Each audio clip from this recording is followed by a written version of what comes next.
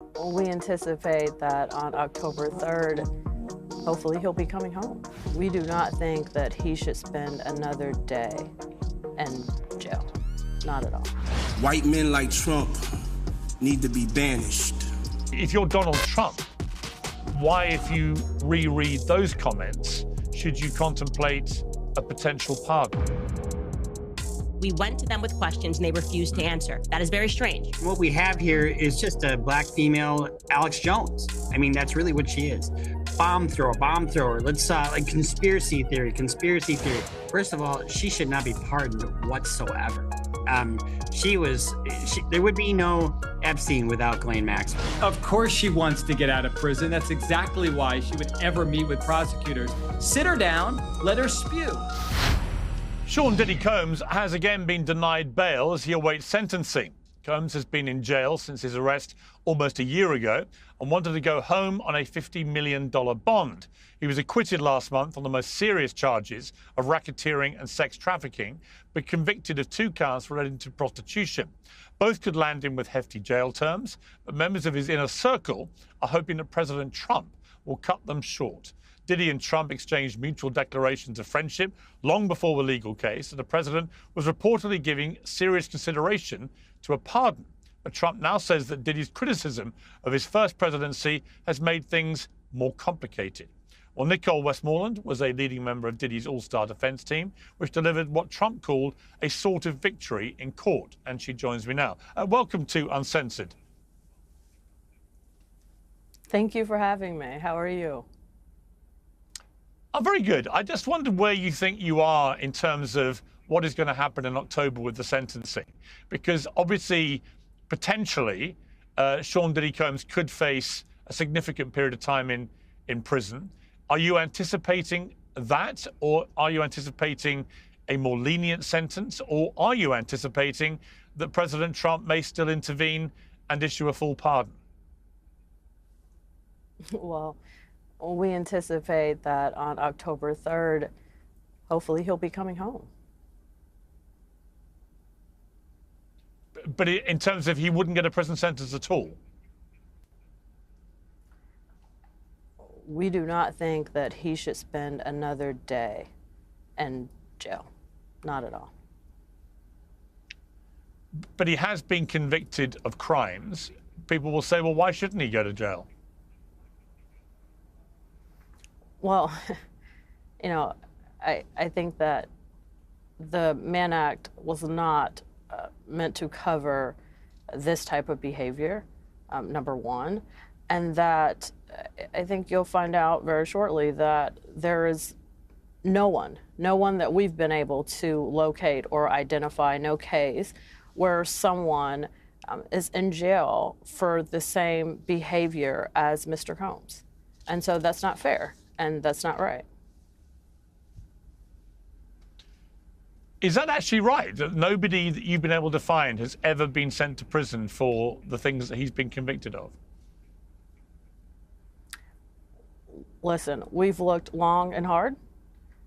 As you know, the judge sent us on a mission to find cases, and that's due September 1st. But listen, we have not been able to locate a case where anyone is in jail for this type of behavior. And, you know, the DOJ policy manual doesn't even, you know, they say do not prosecute this type of behavior. So, no, we haven't been able to find an individual, not a single one. This is the heart of the argument. No precedent. The defense is painting Diddy's case as an outlier. But here's the kicker. Federal judges aren't bound by precedent when they think the conduct is worse than the charge. In relation to the reports, I saw you on CNN yesterday saying that there had been conversations with the Trump administration. Are you able to say who those conversations were with? No, I'm not in the weeds on that to that extent. I'm part of the trial team, and right now we're laser focused on preparing for October 3rd. Right, but it's obviously in the remit of the President of the United States to issue a full pardon should he wish to. He's certainly given some slightly ambiguous statements, President Trump, indicating that it's not something he has completely ruled out. But he did make a point of saying that he was aware that despite their previous friendship, that Sean Combs had said some pretty negative things about Trump. I went and did some research and found what those were. In 2017, when Trump had been president in his first year of his first term, he said to the Daily Beast, to be honest, we don't really give a F about Trump because black people are in the same effed up position. And in October 2020, he told Charlemagne the God, the radio host, that white men like Trump need to be banished, and the #1 priority is to get Trump out of office.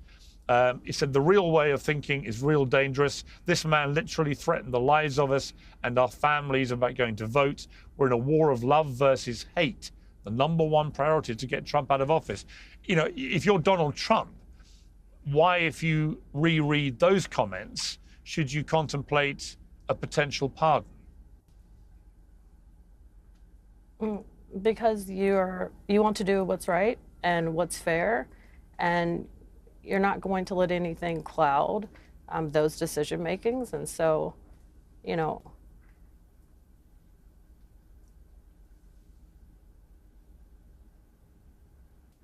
okay, so I would say from your response that you are quite hopeful that he will get pardoned by Donald Trump.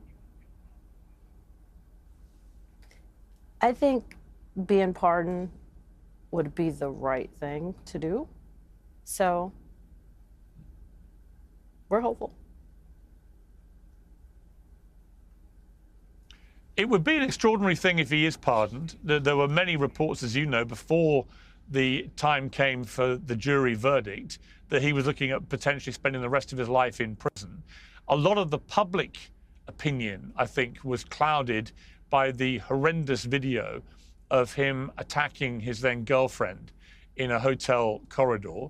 You have spoken courageously yourself about your own experience with abuse. When you watch that video as a woman, notwithstanding the fact that you've been part of his team, what does that make you feel personally about Sean Diddy Combs in the way that he has been violent towards women? And here comes the emotional pivot. Watch how the interviewer connects the dots between personal history, public outrage, and the video evidence. This isn't just about legal guilt, it's about public redemption. I know that he knows that that was wrong. Bottom line, it was wrong. There are no excuses. And I appreciate that he knows that. I feel very confident that nothing similar, anything like that would ever happen again. And I know that it did not take him being arrested. It did not take him being indicted. It didn't take the tape coming out for him to immediately know that he was wrong, immediately be remorseful, and immediately know that he needed some help. And so all the way back then in 2016, right after that situation, Mr. Combs checked himself in and he started getting help. And so that's what I know. And I'm happy that he started getting help and that he knew that and that he's continued to get help. And that's what I know. And that's what I appreciate, that he, you know, he was not sober. He was not sober then. And he has made a decision for himself to get his life together. And he's been doing that. And that's how, you know, that's what I know, and that's how I feel about it. A lot of people have painted a pretty dark picture of what he was like in that period, that he was, you know, we've all read about the freak-off parties, we've read about the violence, intimidation and so on. Do you genuinely believe he's a reformed character? Some will say, you know, lepers don't change their spots, that if he gets out and doesn't have to face any jail time or be held accountable for the things he's been found guilty of, notwithstanding you saying there's no precedent for jailing somebody in that position. They will say that if you put it all together, you've got a guy that behaved pretty badly, who ultimately, if he walks free, will have had no actual genuine accountability. What do you say to people that have that concern? Well, I think that we need to break that down a little bit, because what was going on and the privacy of his bedroom with his girlfriends, consensual adults, you know, I don't think we should put that in the same category. Now, is he human? Yes. Did he make some mistakes in his life? Absolutely. Is he getting help for those mistakes? Yes. And so I think that we have to look at it, you know, from that perspective, and not start, you know, to say that everything that he did, including, you know, sex with his girlfriends, was something wrong. That's their bedroom. Do you believe do you want the federal government in your bedroom? I was going to say, no, absolutely not. And do you feel that what the trial established was that actually, despite the claims of the people who were making allegations against him, that everything actually the jury determined turned out, in their eyes, to be consensual? It may not be everyone's cup of tea. It might not be the kind of behavior in a bedroom that some people find acceptable, but it didn't cross the line of being criminal, and it was all consensual. Absolutely. That's why the jury found him not guilty of sex trafficking. No force, no fraud, no coercion. Those were two grown ladies. They were his girlfriends. And, you know, the jury saw straight through sex trafficking. So, yes, it was consensual, and it was not illegal what they were doing, although that may not be what everybody's doing in their bedrooms. Totally understand that. But it was not criminal. How significant do you think the testimony of the guy the escort who called himself the Punisher was? Because I interviewed him and I believed him. I thought he was very credible, and he certainly painted a very different picture of what had gone on to the way Cassie Ventura had described it. He made it clear that in his eyes, she was the person who organized everything, booked him, paid for it, and seemed very happy about everything, thoroughly enjoyed all their encounters over, I think, a 2-year period. I felt he was, both in the court but also in subsequent interviews, a pretty powerful advocate for your defense. Agreed. You know, I'll tell you, I really do not know why the government called him, but glad they did. So, agree. I think he was powerful, and I think he said a lot. Yeah. I mean, the irony is he was called for the prosecution, and yet he turned out to be a powerful weapon for you guys. Agreed. How is Sean Diddy Combs in himself now? He's been in prison for a sustained period of time. He's not been with his family. He's got a lot of kids. You know, how would you characterize his state of mind? Wow, this is definitely the hardest situation he's ever been through in his life. You know, I think that he's trying to stay positive. He is trying to continue to fight. He's trying to be a father from jail, which is very hard and very complicated. And so, you know, I think that he's doing a lot of thinking, and he's continuing to work on himself, and, you know, he's still trying to be a parent and, you know, just get his life together. But this is definitely, this is the hardest thing he's been through in his life, and I think that he's taking it a day at a time. Boom, the judge denies bail, and that flight risk label. It's the legal equivalent of putting a padlock on the cell door. Once that's on you, it's hard to shake. Were you surprised that a federal judge on Monday denied the motion to allow him to be released on bail? The prosecutors argued he was a flight risk and a danger. The judge said that you guys had failed to show sufficient evidence to counter the argument that he's a flight risk. But on the danger point, there was a letter from his ex-girlfriend, Virginia Huyn, to the judge, urging his release, saying he didn't represent a danger. Were you surprised, given all that he wasn't allowed out? You know, I think that the judge made his decision. You know, what I really take issue with is the prosecution. I take issue with the prosecution bringing this case in the first place. So I think the judge, you know, made whatever decision that he felt like he needed to. But I think that the real issue is the prosecution having this type of discretion and being able to engage in selective prosecution and targeted prosecution and you know, to have that type of power. I think that's the real issue. I just want to play again. This is the actual clip of Donald Trump talking about the possibility of a pardon. You know, I was very friendly with him. I got along with him great, and seemed like a nice guy. I didn't know him well, but when I ran for office, he was very hostile. He made some terrible statements. So I don't know. It's more difficult. It makes it more. I'm being honest. It makes it more difficult to do. But more likely a no for Combs, I would say so. Okay. Yeah. Finally, what is your message to Donald Trump if he's watching this? To look at the case and make his decisions from there. I think that pardon him would be the right thing to do, given the history of the Mann Act.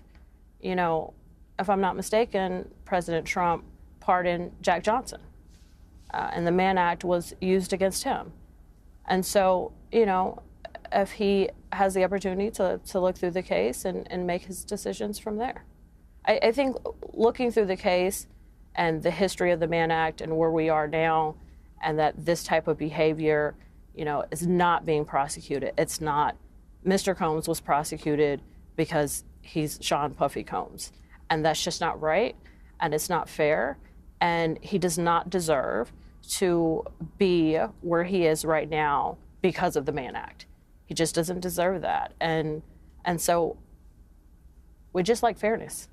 We like fairness, and I'm hopeful that, you know, at the end of the day, that a fair outcome will come from this, and that somehow this will turn itself around to be something positive.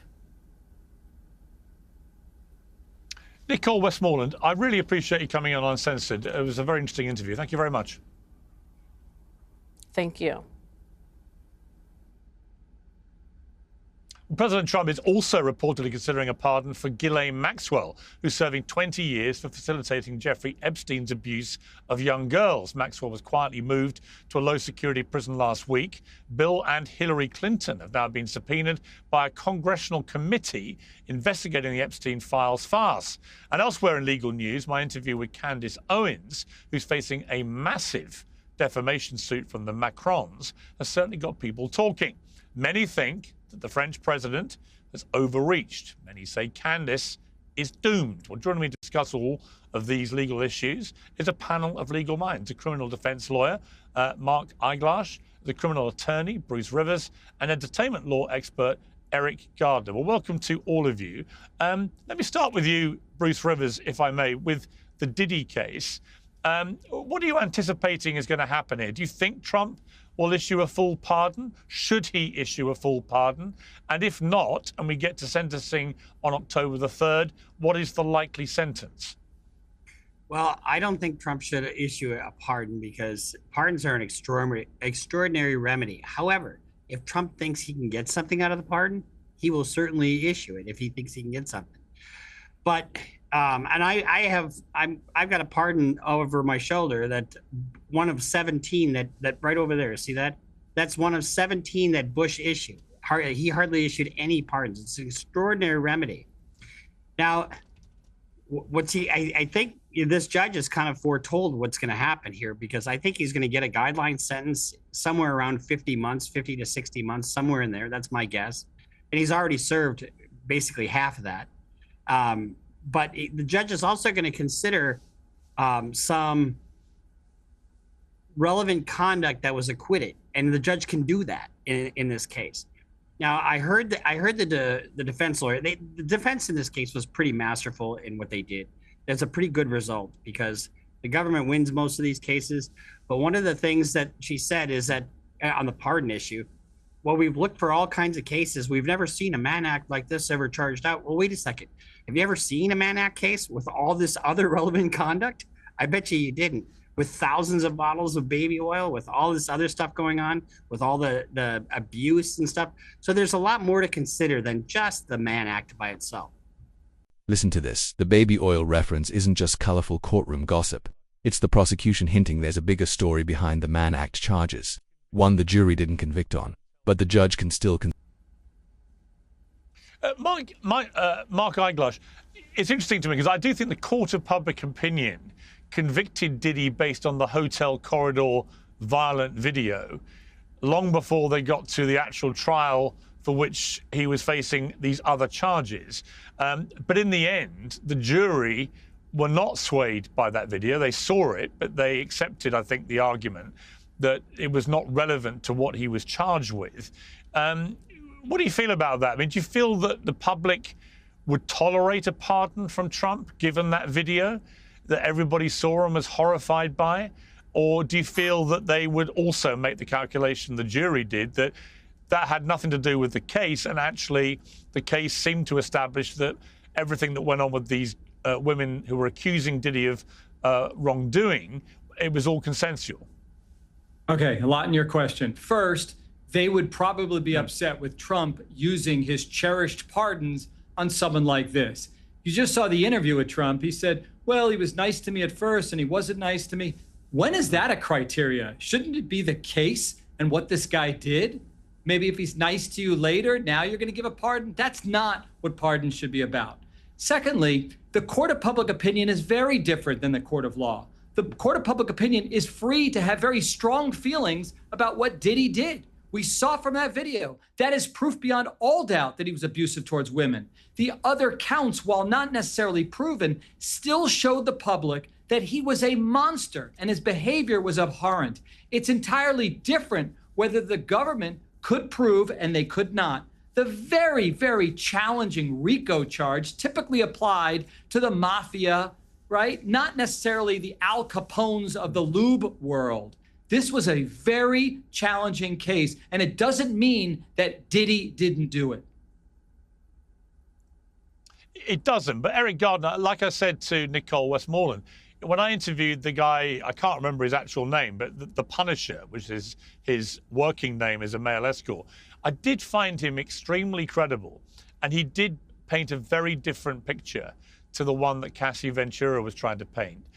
Which was that in his estimation, everything had been completely consensual. I did feel if I'd been on that jury, hearing that guy talk about the dozen or so times he'd met up, that Diddy just sat in the corner watching as she very willingly, having booked him and paid for him, willingly engaged in sexual activity with him, and that they carried on for 2 years doing this quite happily. I think that would have been a very persuasive argument to me that this was not the way it was being portrayed. What do you think? Well, I think that, the jury didn't necessarily declare Diddy innocent. What they did was that they declared that the prosecutors just had not made the case. And, there was a lot of criticism in the legal community because prosecutors were very aggressive on this. They overcharged Diddy stuff with trafficking and all that. So you can certainly make judgments that stuff was consensual, but I don't think that you can read the verdict as a declaration that it was all consensual. I think that there's room for interpretation. And just to be clear, when Nicole Westmoreland said they could find no other example of anyone who'd been convicted of the charges that he was convicted of in terms of effectively prostitution across state lines, they couldn't find any evidence of anyone being sent to prison for that. Is that your understanding? Well, I haven't researched particular that crime, but from my understanding of what she said, she was basically saying for his types of acts. So I don't know whether there's stuff that has ever been charged on Freak Austin, stuff like that, and whether exactly she was referring to. But I do know that people have been sentenced for the Mann Act before. She herself referenced the famous example in the boxer Jack Johnson, who was pardoned. So I also think that the judge is very conscious of the fact that he was charged with more crimes. He doesn't seem to be particularly aggrieving about what happened. And the fact is that it will be a deterrence effect to sentence him to jail time. The message sent to the community about this. So I do expect there to be a fairly harsh sentence here. Well, and what do you think that could be? A few years. I don't think that he'll get the maximum 20, but I definitely think he'll see some jail time. Really interesting. And just on that one point, Bruce Rivers, on that one point, what are you anticipating? I bet he gets somewhere between 50 and 60 months. But I do take issue with two words that you just used, quite happily. I think Cassie was in this to get something from Diddy, clearly, but I don't think she did everything quite happily. I think if she didn't obey, there were consequences, and we see that in the video. So, and then those are the things that the judge is going to take into account when he issues the sentence. Yeah, Piers, this case can't plausibly be analogized to what the attorney was talking about. Those in a vacuum where somebody hires a prostitute and they come across state lines, that's one thing. But in federal court, a judge can legally and should consider all the relevant facts and circumstances surrounding the offense. The judge sat through weeks of testimony and learned a lot more about what Diddy did and how it pertained to the Mann Act charges for which he was convicted. He has every right to consider that when sentencing him. What do you think the sentence will be? A guideline sentence. Now, the answer is, what is the guidelines? The defense is arguing it's somewhere in the 2-year range. The prosecution's arguing it's somewhere in the 5 to 6 range. So the first thing that's going to happen in federal court is the judge is going to determine where does he fall within the guidelines. Prosecution, I think, is asking for a higher sentence because there were allegedly 8 victims. Good luck proving that. So that's the first thing. What are the guidelines? And I think he'll get a guideline sentence from the judge. And if you were a betting man, what do you think will end up being the sentence?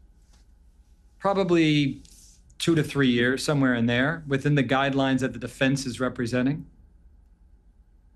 Interesting. Okay, let's turn to Candace Owens against the Macrons, which is a fascinating case. I can't really remember any world leader taking on a podcaster in this way. However, Mark, it's an interesting case. Let's watch a little clip from my interview with Candace. It's been blowing up online from Monday. Let's take a look at this. As you say, in a defamation case, it ultimately comes down to truth mattering. And it seems to me this whole case is going to be resolved in a very straightforward way, because the obvious way to prove that you're wrong and have been systematically lying about it, if you've been doing it deliberately or otherwise, but telling a lie about her, which has obviously caused an enormous amount of hurt, is if they just produce evidence she's a woman. Do you accept if they do that, your whole case disintegrates? Of course it would disintegrate. Well, first off, no, they would have to prove the actual malice standard in America, which would mean that we knowingly knew this. We went to them with questions and they refused to answer. That is very strange. She's not right. Mark, she's only half right. Okay. She's half right. She's half right. And explain you why. also, okay, let me explain everything. Okay. In the court of public opinion, she loses if somehow she's proven to be wrong. Correct. But in a court of law where she's being sued, there has to be proven actual malice, half of which she just talked about. If she knew what she was saying was false, she is screwed. However, there's another part to that. Actual malice is either you knew it to be false when you said it and wrote about it, or it was a reckless disregard of the truth.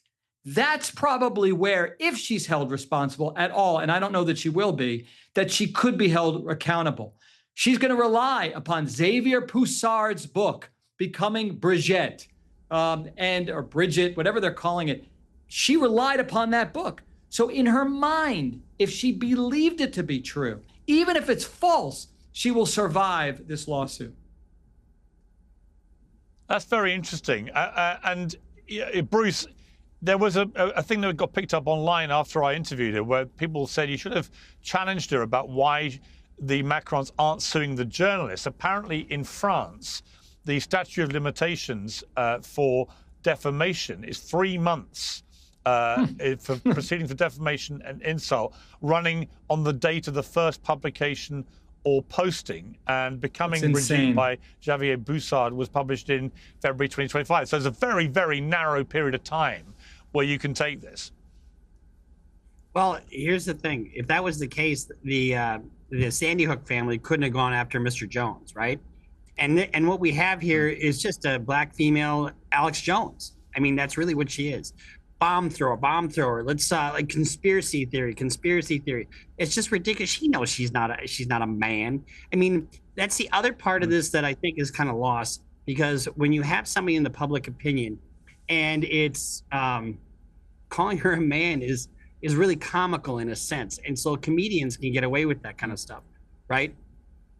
But she's going on and on and on and on about it, and people are starting to buy it. And so, you know, once you cross that threshold, I think the malice and the reckless disregard that Mark talked about is something that that can't be ignored. So honestly, if I were them, I would dismiss her as, you know, whatever. But I don't know that I would have made fun of her. That's, you know, you've seen Obama do that kind of stuff where he bats things away with humor. And I would have probably tried to combat it that way. But, you know, she's going to have to sleep in the bed she made. So she may have some risk here. Yeah, I mean, Eriq, I think she's going to lose, because I think the Macrons are finally probably going to just simply reveal the results of a sex test. I mean, that seems to me the most obvious way to emphatically deny this whole, in my view, preposterous narrative that Brigitte Macron is male. She's had 3 kids, for goodness sake. But I think if they were to provide definitive evidence via a sex test that she's a woman, then whatever Candace says about malice and so on, I think she's shown plenty of malice, to be honest with you. And she's doubled and trebled and quadrupled down, including with me on Monday. I think if it's proven that Brigitte Macron is a woman, as I believe she is, it's game over, isn't it? Unfortunately, I disagree with you there. I think that, you know, it's not it's not unlawful to lie about anything. What is unlawful is to lie about something that hurts someone's reputation. And there's a bit of wrinkles that here. One is she seems to really truly believe it. I mean, the fact that she took that crazy bet with you, you know, she believes her crackpot theories. You know, one can say, oh, she's recklessly disregarding the truth and all that. But from what I hear, she's basically saying, look, I see the ID tests, I see the pictures, and here's my explanation for it. She lays it out on the table, and you can disagree with her. You can think that. Yeah, I don't think she does. Well, okay. I think there's another problem too, and that's the issue of damages. You know, can Macron show $1 worth of damages here? I haven't heard any theory, both specifically or generally, about how he's really been damaged here. You know, there's all these cases about, you know, is calling someone gay when they're not is not defamation. Is calling someone a man when they're not defamation? I don't know. I can't think of any case where that's been established. And then to in particular to specific damages, you know, who believed it?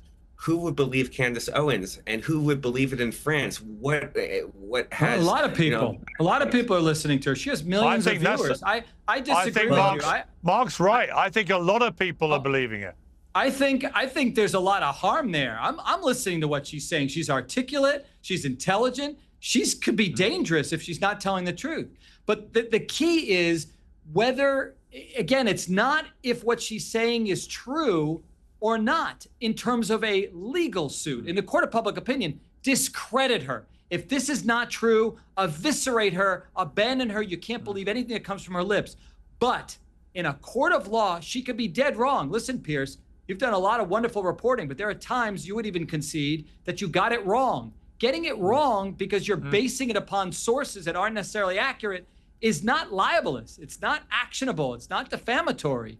It's just, well, funny all right, enough, it is in my country, funny enough. It is in my country. We have very different laws on libel and defamation, and it's much easier. Well, they're suing here. Actually, to they're win suing in Delaware. In the UK. In Delaware, getting it wrong Yes. doesn't mean that it's actionable. You've got to know it to be false or a reckless disregard of the truth. And we're not sure that she's at that point. And I know it's an extreme example, but if what happened to Alex Jones? You know, he went on and on and on about Sandy Hook, you know? Yes, he did.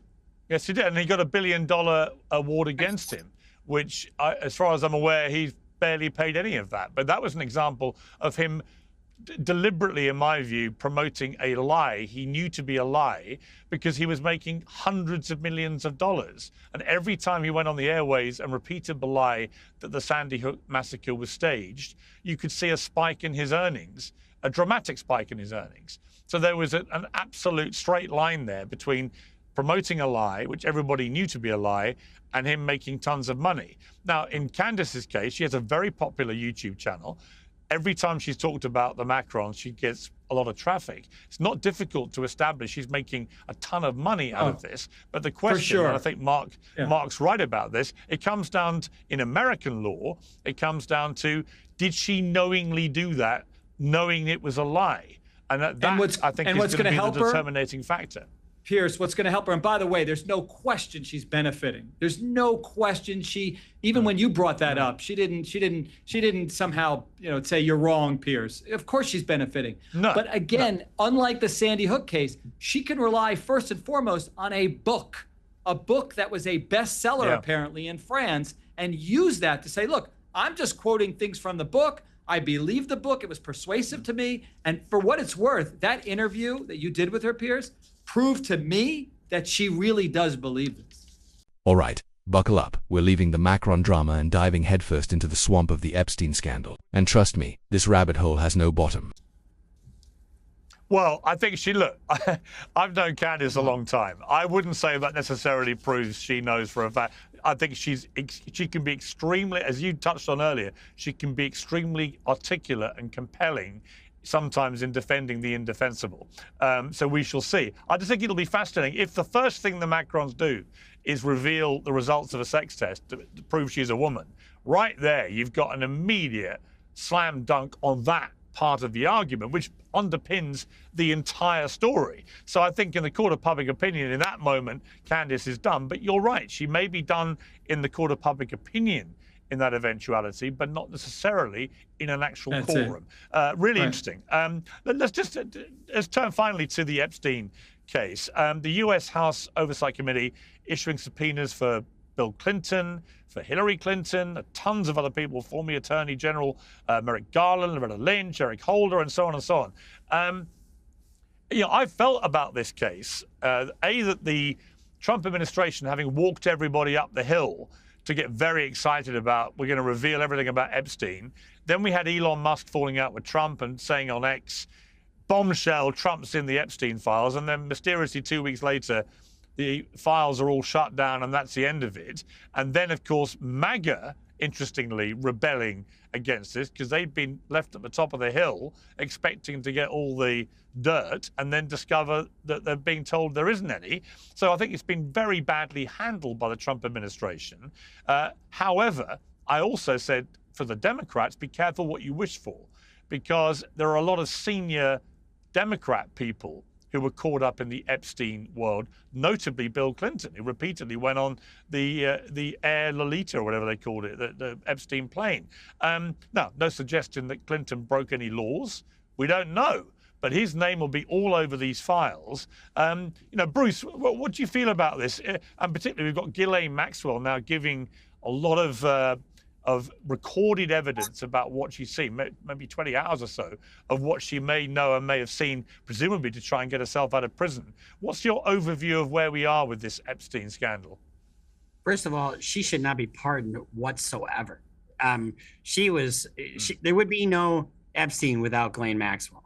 She recruited these girls. She brought them in under her wing and fed them to the wolves.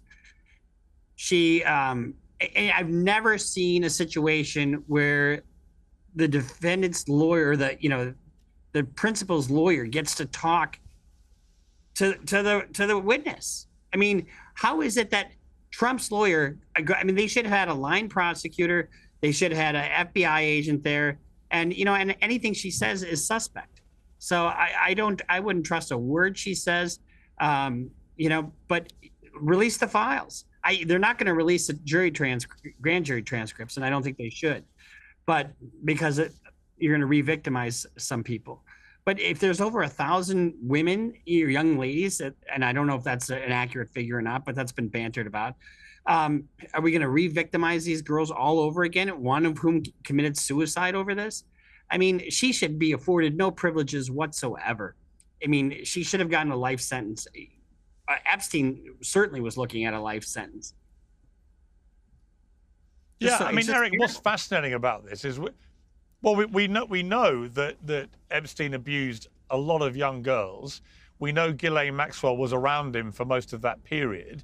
And we know that the only person, despite so many rich, famous, powerful people being in that orbit for 2 decades, we know the only person who's actually been made accountable is Ghislaine Maxwell, who's been languishing in jail on a 20-year sentence. Many people feel, quite rightly in my opinion, that there must be a lot of powerful men who've just got away with this so far. And the question becomes, are they going to be held accountable? And has Ghislaine Maxwell taken this opportunity to get herself out of prison by naming names of rich, powerful, or famous men, maybe all three, who were part of this, who may now get dragged in, making it a much bigger scandal? And will she also, as part of her deal with the Trump side, have made it crystal clear that Trump did nothing wrong, which may be what Donald Trump wants her to do?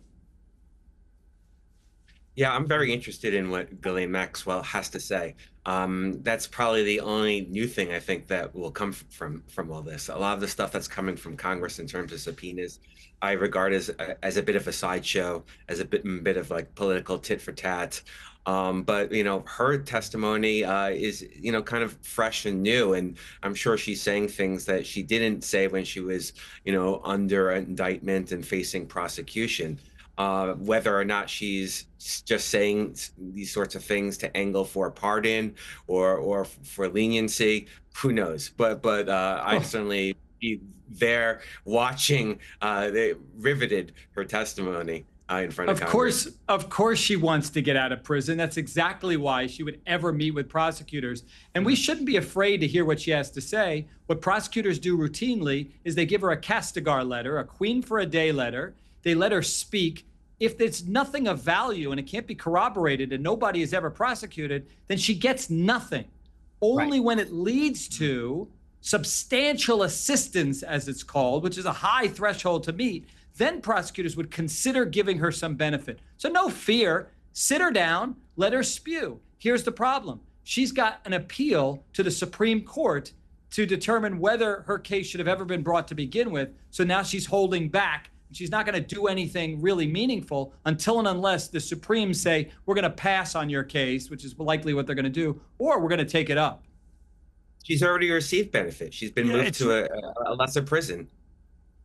It seems true, like these we don't know whether that was coincidental or not. It did happen 2 days after she met with prosecutors, so it probably Donald Trump said he knew nothing.